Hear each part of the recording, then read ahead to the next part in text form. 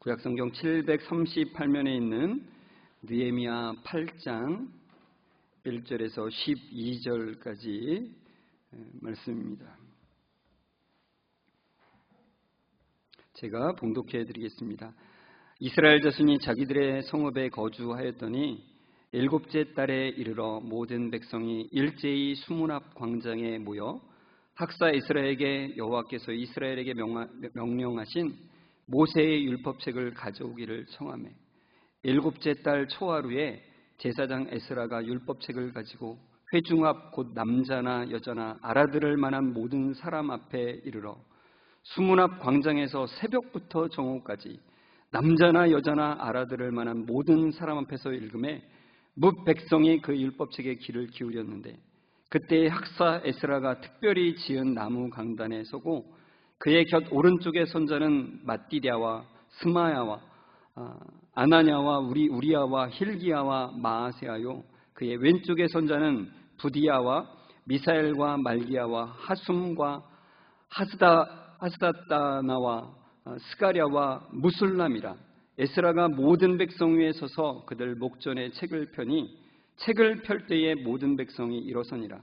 에스라가 위대하신 하나님 여호와를 송축하며 모든 백성이 손을 들고 아멘 아멘 하고 응답하고 몸을 굽혀 얼굴을 땅에 대고 여호와께 경배하니라. 예수아와 바니와 세레바와 야민과 약굽과 샤부데와 호디야와 미사세와와 그리다와 아샤라와 요사밧과 하난과 블리야와 레위 사람들은 백성이 제자리에 서 있는 동안 그들에게 율법을 깨닫게 하였는데 하나님의 율법책을 낭독하고 그 뜻을 해석하여 백성에게 그 낭독하는 것을 다 깨닫게 하니 백성이 율법의 말씀을 듣고 다 우는지라. 총독 느헤미야와 제사장 겸 학사 에스라와 백성을 가르치는 레위 사람들이 모든 백성에게 이르기를 오늘은 너의 하나님 여호와의 성일이니 슬퍼하지 말며 울지 말라 하고 느헤미야가 또 그들에게 이르기를 너희는 가서 살진 것을 먹고 단 것을 마시되 준비하지 못한 자에게는 나누어 주라. 이날은 우리 주의 성일이니 근심하지 말라. 여호와로 인하여 기뻐하는 것이 너희의 힘이니라 하고 레위 사람들도 모든 백성을 정숙하게 하여 이르기를 오늘은 성일이니 마땅히 조용하고 근심하지 말라 하니 모든 백성이 곧 가서 먹고 마시며 나누어 주고 크게 즐거워하니 이는 그들이 그 읽어 들려준 말을 밝히 알미라. 아멘. 우리 옆 사람과 인사하겠습니다. 성도님 말씀에 은혜 되세요. 이렇게 인사하겠습니다. 네, 말씀에 커다란 은혜가 되시기를 주의 이름으로 축원합니다. 느헤미야 우리가 읽은 말씀 8장 8절에서 9절에 이렇게 되어 있습니다. 하나님의 율법책을 낭독하고 그 뜻을 해석하여 백성에게 그 낭독하는 것을 다 깨닫게 하니 백성이 율법의 말씀을 듣고 다 어떻게 했다고요? 우는지라. 그렇게 나옵니다. 율법의 말씀을 듣고 다 울었습니다. 일곱째 달 첫 번째 날은 어떤 날일까요?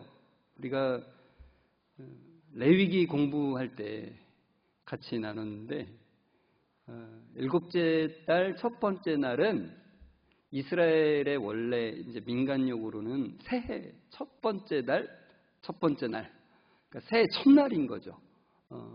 설날이죠.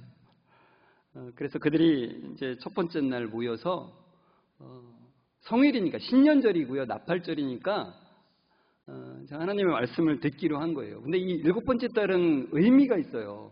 바로 그 뒤이어서 대속죄일과 또 뭐가 이어집니까?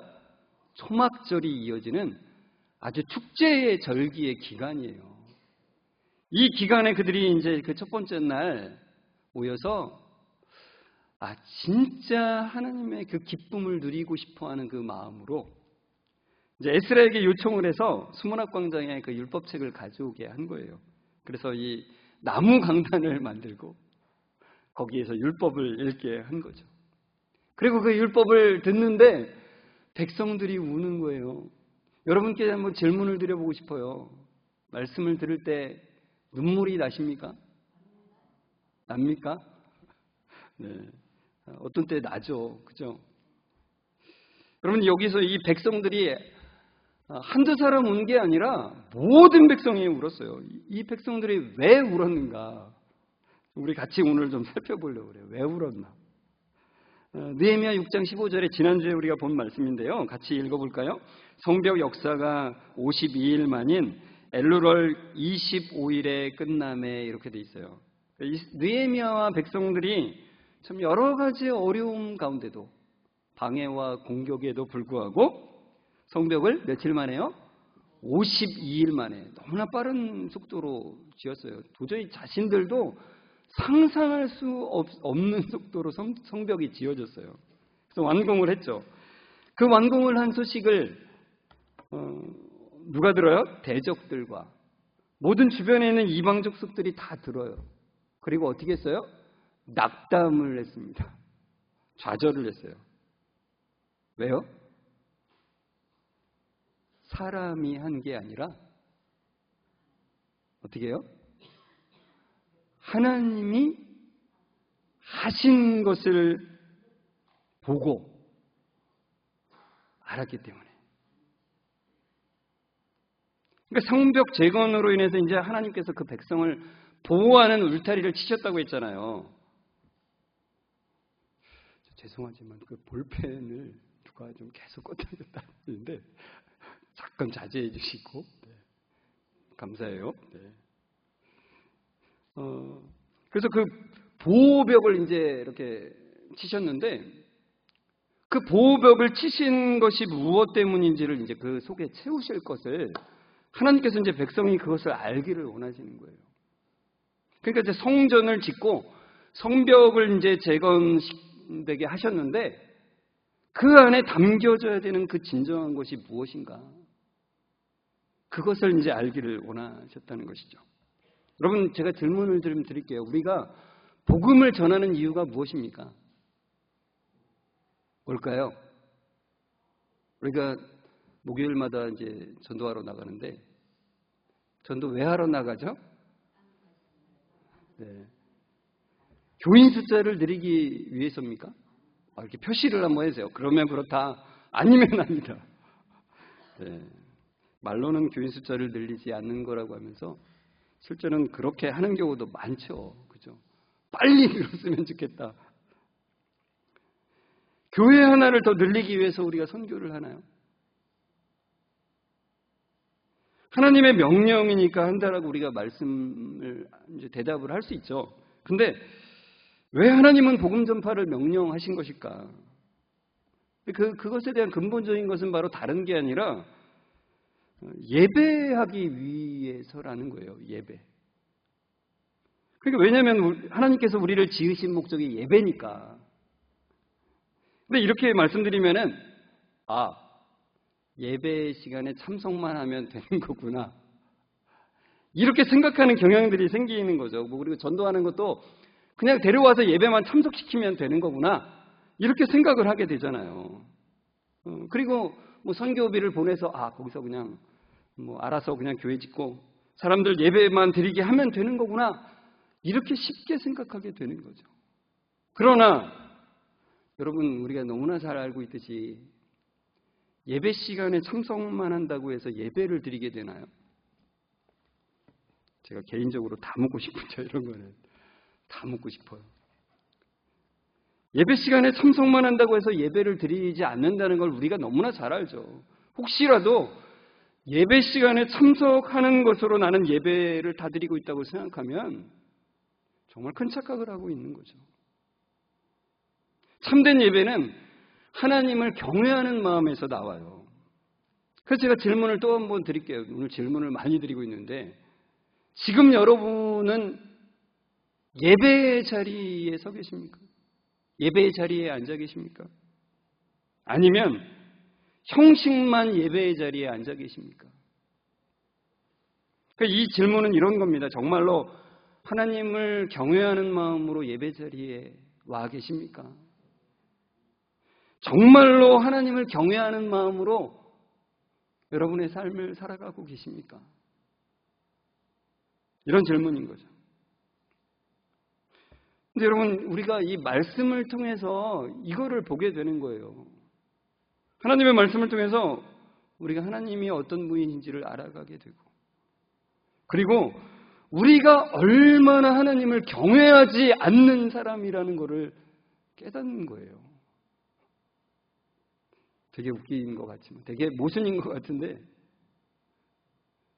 하나님을 알아가면서 그 하나님을 얼마나 경외하지 않는 연약하고도 악한 존재라는 것을 말씀을 통해서 깨달아가는 거예요. 그걸 아는 게 사실 경외인 거죠. 그걸 아는 게. 여러분, 사용리를 잘 아시죠? 사용리에 대하여 들어본 적 있습니까? 뭐 이런 얘기를 저도 대학에 가가지고 그런 얘기를 들어봤는데, 그리고 나중에 저 사용리를 통해서 복음을 전했는데, 이 사용리가 복음 전파에 굉장히 커다란 역할을 하는 것은 분명합니다. 그런데 이 사용리의 내용에는 사실 위험성이 좀 있어요. 사용리에는 하나님에 대한 설명이 조금 일반적인 신이라고 하는 개념 비슷하게 나오게 되고, 또 하나 이제 커다란 문제가 뭐냐면 인간의 타락과 죄에 대해서 설명이 너무 빈약하다는 거예요.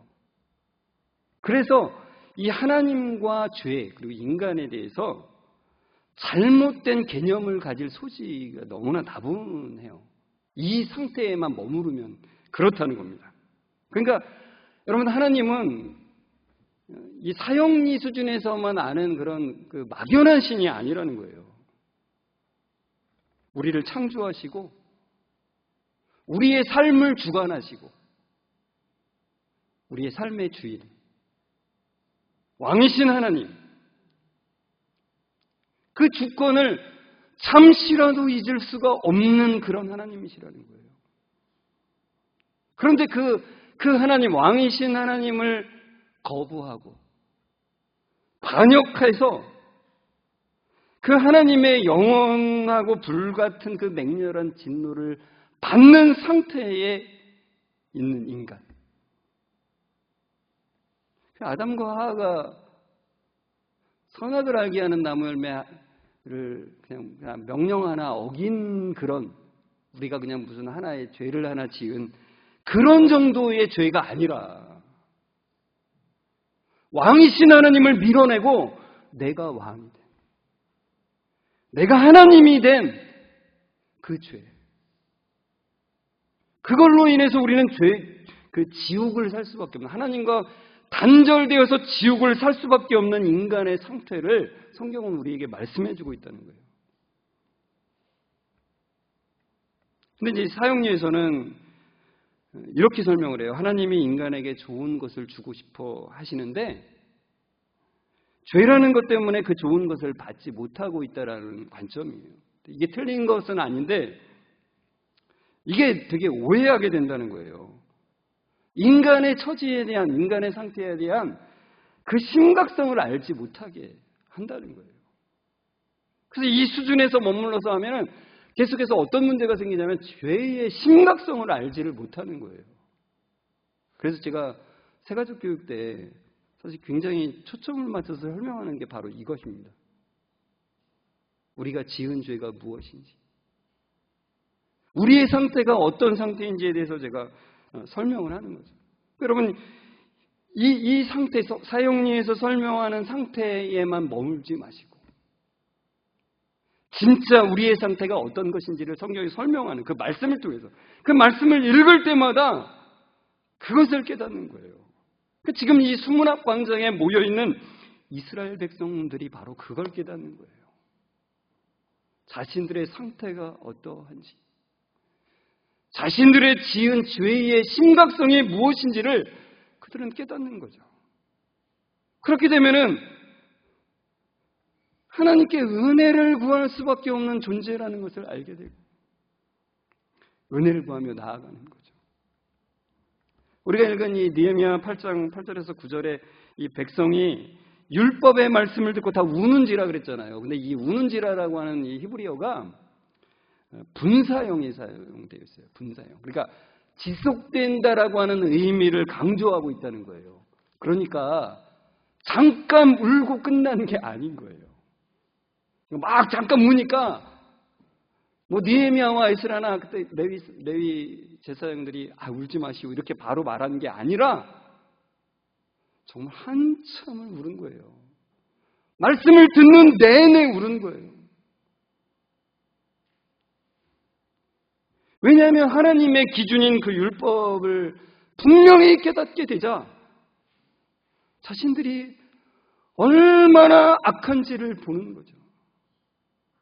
얼마나 연약한 존재를 보는 거예요. 그러니까 단순히 감정적으로 내가 이런 죄를 지었어, 저런 죄를 지었어. 그래서 그냥 슬퍼하면서 후회하면서 그러는 게 아니라 절대적인 기준을 봄을 통해서 그 절대적인 기준을 보면 두려움을 갖지 않을 수가 없는 거예요.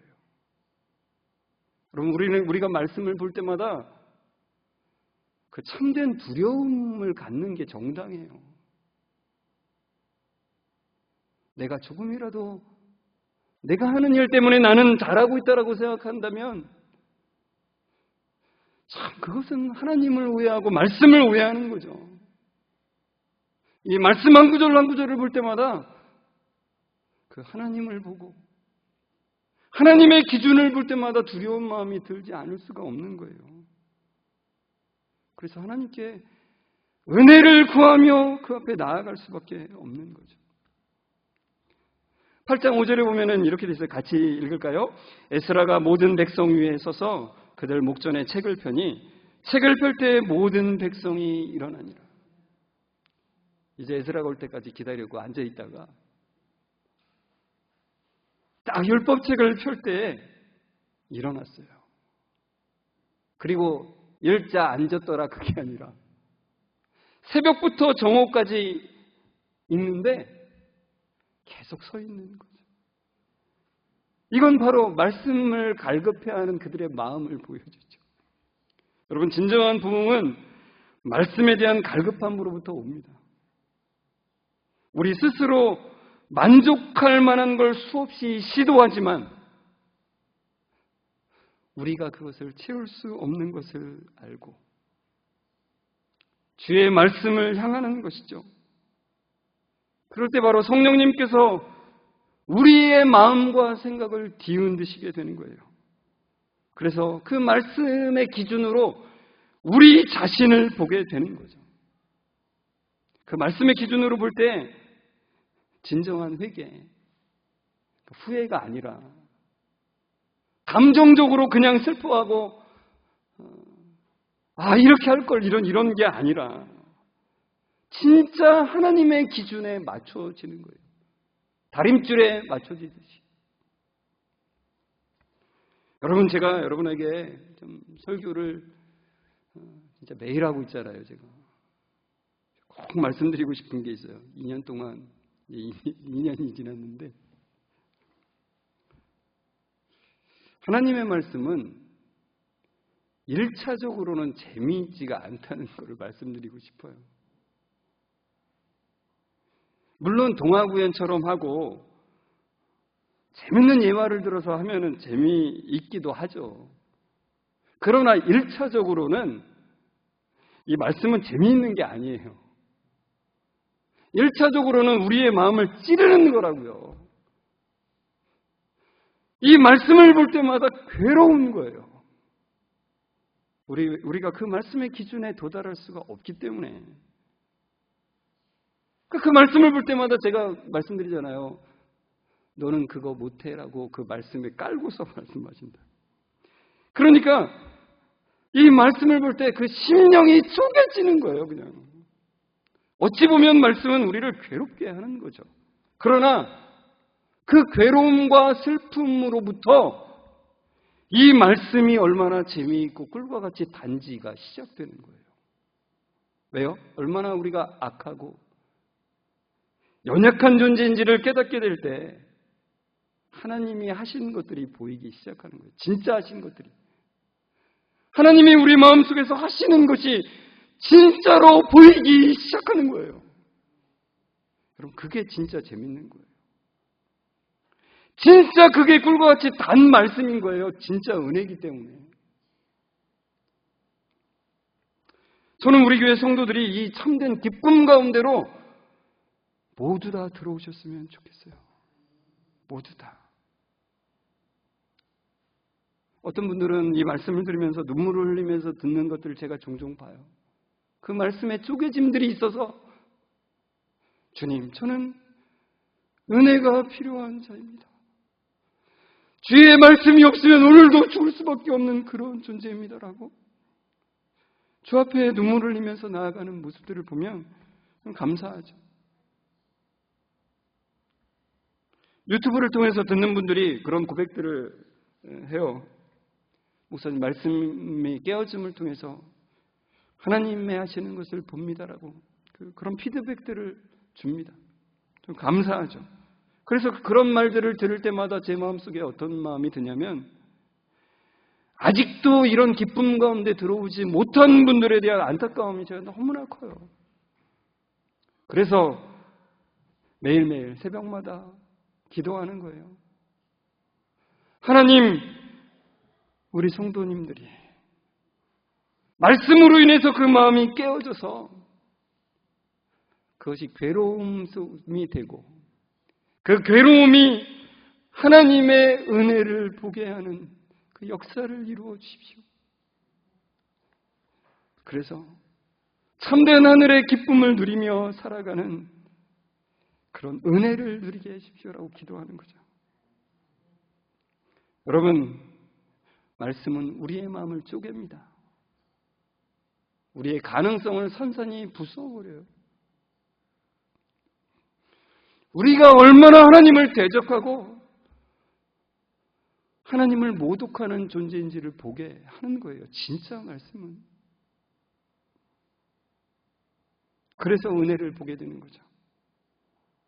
그래서 참된 하나님을 알아가게 하는 것입니다. 지금 이스라엘 백성들은 이 상태에 있는 거예요. 우리 느헤미야 8장 10절을 좀 같이 읽을까요? 시작. 느헤미야가 또 그들에게 이르기를 너희는 가서 살진 것을 먹고 단 것을 마시되 준비하지 못한 자에게는 나누어 주라. 이날은 우리 주의 성일이니 근심하지 말라. 여호와로 인하여 기뻐하는 것이 너희의 힘이니라. 제가 예전에는 이 말씀 보면서 잠깐 울었는데 이제 울지 말라고 하는구나 그렇게만 봤는데 그게 아니라고 제가 말씀드렸죠. 한참 울었어요. 이제는 하나님으로 인해서 기뻐하자라고 말하면서 나아가는 거예요. 말씀을 통해서 우리 자신의 모습을 보고 이제 하나님이 보이는 거예요. 그래서 그 은혜가 무엇인지 알고 하나님이 나의 첫 번째 기쁨이 되시는 것을 같이 누리며 나아가자라고 느헤미야가 그렇게 말하고 있는 것입니다. 지난 수요 예배 설교에 데살로니가전서 5장 17절 말씀을 같이 나눴습니다. 말씀이 아주 짧아요. 쉬지 말고 기도하라. 이 쉬지 말고 기도하라는 말씀은 그냥 끊임없이 아버지 뭐 이렇게 하면서 말하라는 그런 게 아니라 우리가 구하는 것이 분명히 있어요. 우리의 필요가 있죠. 그러나 하나님께서는 그 필요, 어떤 어려움에서 벗어나는 것만으로 그치지 말라라고 말씀하세요. 하나님은 그것을 통해서 하나님께 나아오는 것이 하나님의 첫 번째 초점이거든요. 그래서 우리를 사망의 음침한 골짜기를 걷게 하시는 것도 허용하시는 거예요. 그러니까 사망의 음침한 골짜기를 걷게 될 때에 그것을 벗어나는 것에만 위해서 기도하지 마시고 거기서 한 단계 더 나아가서 하나님이 나를 만나기를 원하시는구나. 내가 하나님을 기뻐하기를 그것을 하나님이 소중히 여기시는구나. 하나님이 나의 가장 큰 기쁨이구나. 하나님이 나의 만족이시구나. 거기까지 나아오도록 하나님이 그 모든 과정들을 주신다는 것을 생각하는 거죠.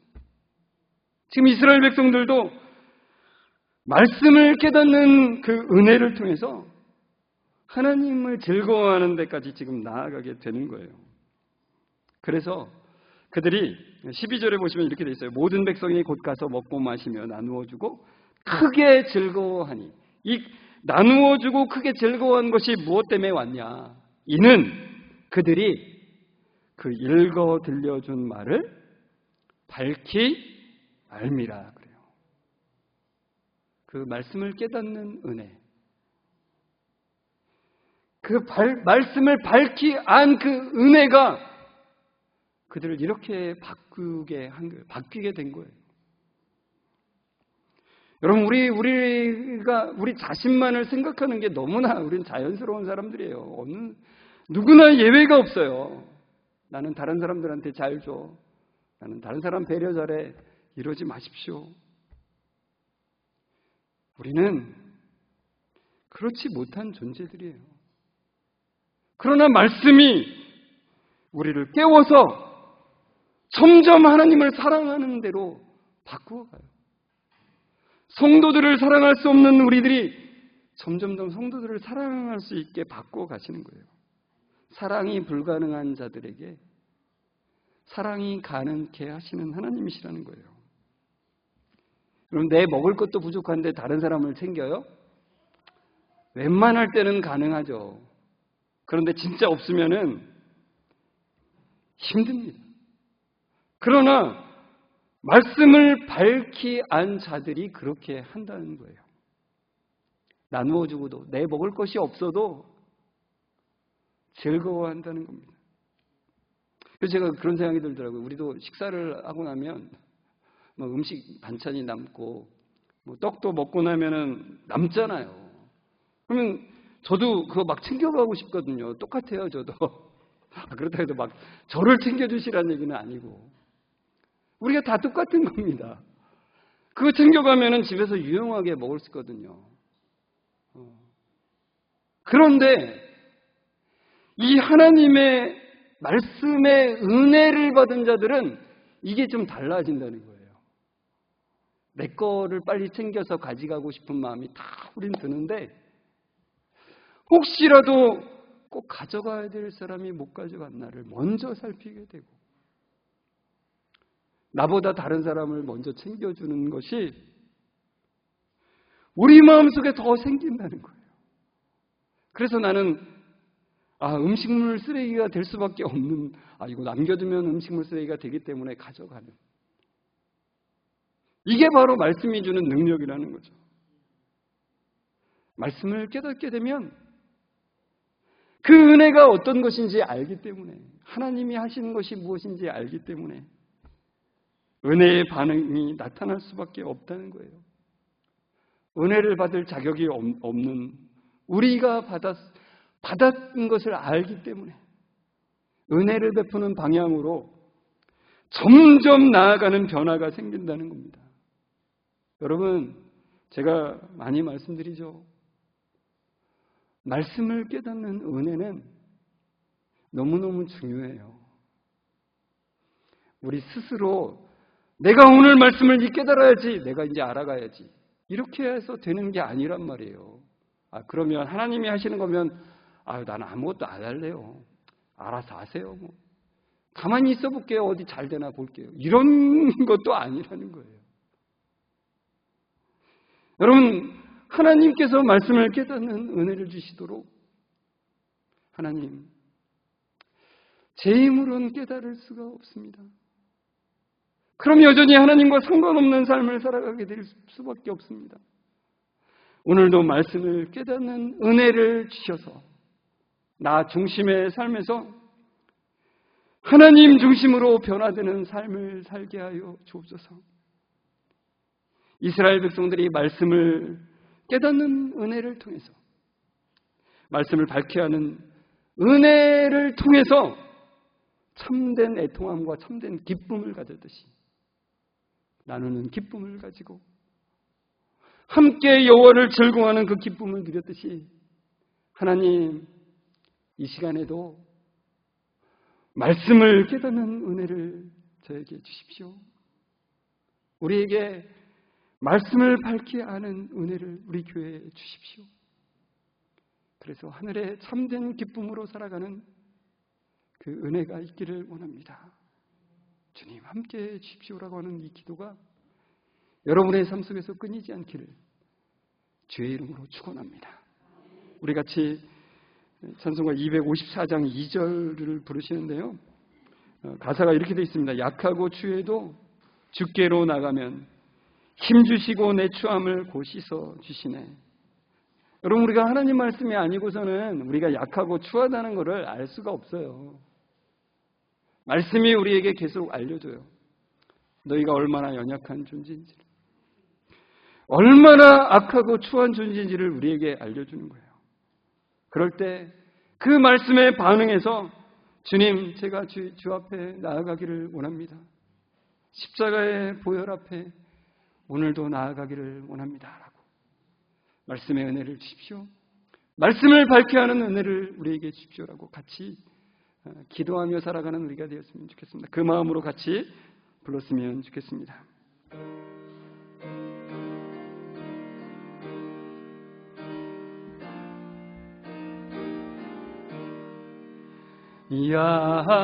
약하고 추해도 주께로 나가면 힘주시고 내 추함을 곧 씻어 주시네. 내가 주께로 지금 가오니 십자가의 보혈로 날 씻어 주소. 다시 한번 약하고 추해도 약하고 추해도 주께로 나가면 힘주시고 내 추함을 보시 주시네. 내가 주께로 지금 가오니 십자가의 보혈로 날 씻어 주소서. 사랑의 주님, 우리에게 말씀을 깨닫는 은혜를 주심을 감사합니다. 말씀을 밝히 하는 은혜를 주심을 감사드립니다. 하나님, 그 은혜가 아니면 우리가 얼마나 비참한지, 얼마나 연약하고 악독한지 알 길이 없습니다. 그러나 그 은혜 주심으로 우리의 상태를 알게 하시고 은혜를 구하게 하시니 감사합니다. 하나님을 바라보고 경외하게 하시니 참 감사합니다. 하나님을 즐거워함으로 참된 기쁨을 누리게 하시니 감사합니다.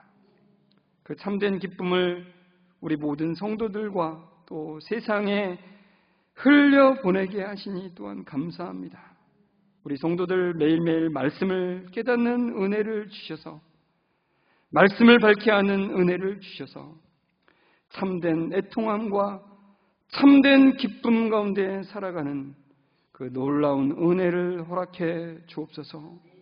우리를 죄 가운데서 구원하신 우리 구주 예수 그리스도의 이름으로 감사하며 기도드리옵나이다. 아멘. 우리 주 예수 그리스도의 은혜와 하나님의 사랑하심과 성령님의 교통하심이, 말씀을 밝히 하는 은혜, 말씀으로 깨어져 주님 바라보는 은혜를 갈망하며 나아가는 우리 모든 성도들과 그 가정 위에 지금부터 영원까지 함께 있을지어다. 아멘.